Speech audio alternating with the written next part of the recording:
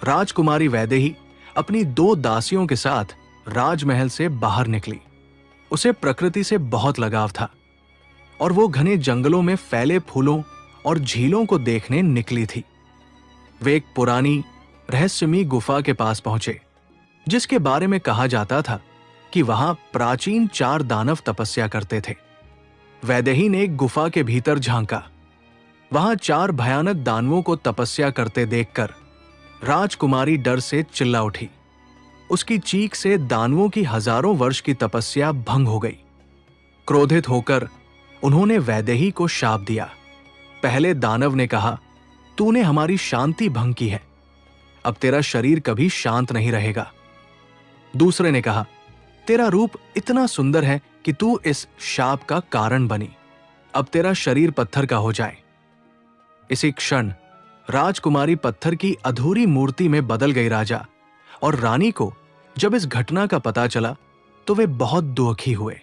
उन्होंने ऋषि के पास गए और विनती की, लेकिन ऋषि ने कहा, यह श्राप एक ही शर्त पर टूट सकता है। जिस दिन कोई राजकुमार इसे इसके रूप या सौंदर्य के बिना भी प्रेम करेगा, तभी ये जीवित होगी। राजकुमारी अब महल के बगीचे में एक सुंदर पत्थर की मूर्ति बनकर खड़ी थी। राजा ने चारों दिशाओं में संदेश भेजा, जो भी राजकुमार इस मूर्ति से सच्चा प्रेम करेगा, उससे राजकुमारी का विवाह किया जाएगा। समय बीतता गया। एक एक करके कई राज्यों से राजकुमार आए। उन्होंने मूर्ति को देखा। कोई हंसा, कोई ताना मारा, कोई मजाक उड़ाकर बोला, कौन जाने ये असल में कैसी दिखती थी, कहीं बहुत मोटी या कुरूप न हो। हम किसी मूर्ति से कैसे प्रेम करें?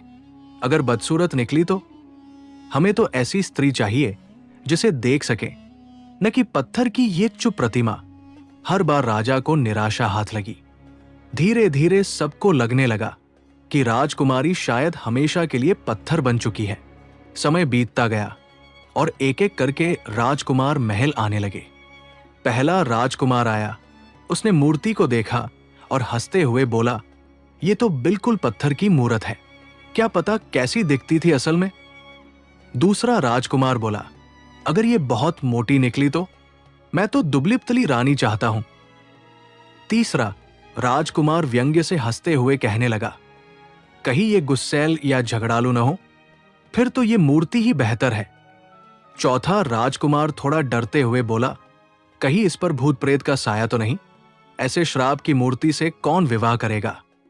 पांचवा राजकुमार ने तो मजाक में ये तक कह दिया,